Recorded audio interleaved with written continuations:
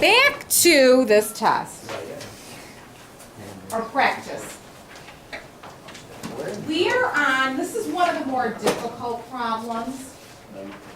Okay, how are you going to handle a situation where you have a geometric sequence and they're asking you for, this is asking you for the 9th term. What is the 9th term? I don't care. You don't care? No, I was talking about something. We don't know it. Okay, they give you the 3rd term. I don't I want you to care. watch this. I want you to watch this because this is going to be life altering. You guys are going to go, oh my God. Okay. That's okay, that's okay. All right, so everybody watch this. This is big. I don't know.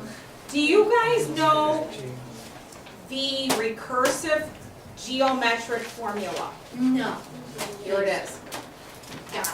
She told me that one. Here it is. Started with that one. Yeah, it's supposed to be that. Okay? Everybody got that?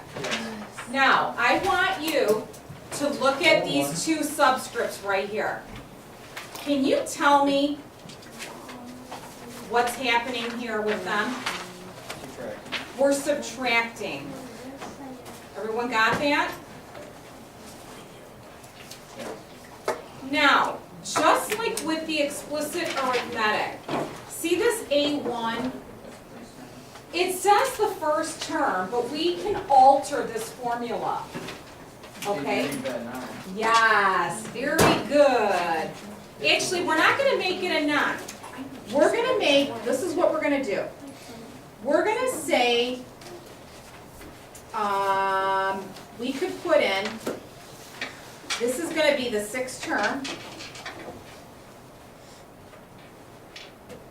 This is going to be the 3rd term. What power do you think you're going to put here? If these two are subtracted, help me out, not 9, 6. no, look, this is a 6, this is a 6, and this is a 3. Also. So what did we do to our original formula to get this? What did we do with these two subscripts? We subtracted them. So what should you do with the two that are given? What should we do with them? Subtract them. Can you subtract 6 minus 3? Yes. What do you get? 3. So this is 6 minus 3. That's our power here. So now, tell me what A sub 6 is. What is it? 320. So we're going to replace that. Tell me what A3 is. What do I do now? How do you solve for R? Not subtract 5. Divide by 5. Can someone do 320 divided by 5? 64. 64? Yep. Then use cube root. Cube root. What do you get? 4. The cube root of 64 is 4. Okay? Now, they want to know what the 9th term is. So now what we're going to do, we're going to use, we need the first term. We don't know what the first term is. There's a couple things you could actually do. We know the 6th term, and we're looking for the 9th term. Anyone have an idea what to do? Yes, that would probably be your easiest thing to do. And you're actually doing recursive.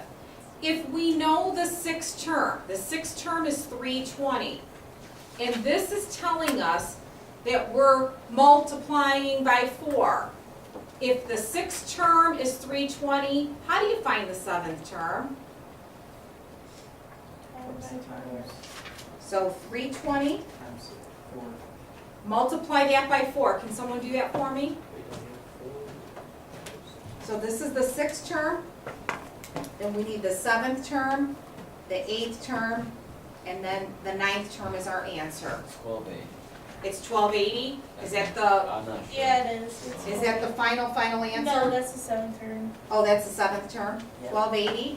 And then And then multiply that by 4. 5,120.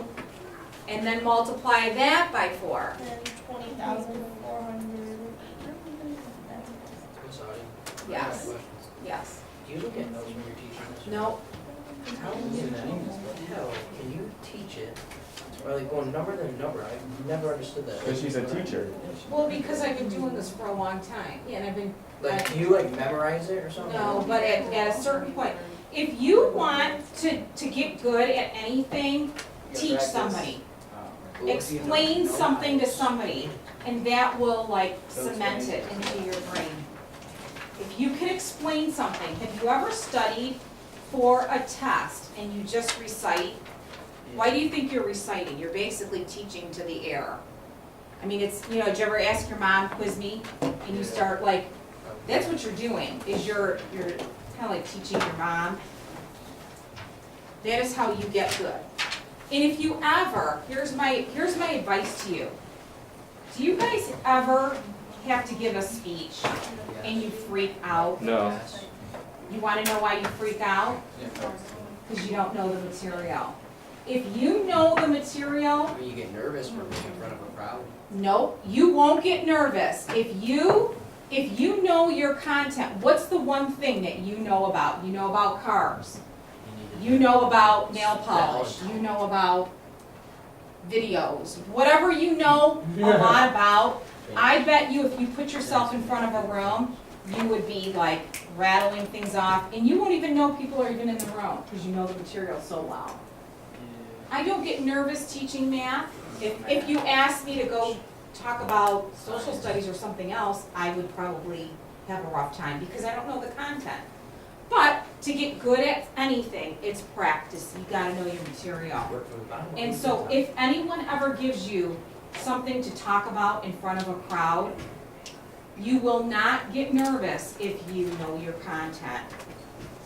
Okay, so number 22.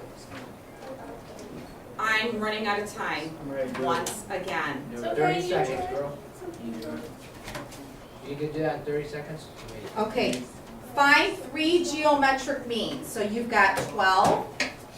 Now how many blanks do you have here? 1, 2, 3, and you've got 7, 5, 0, 0.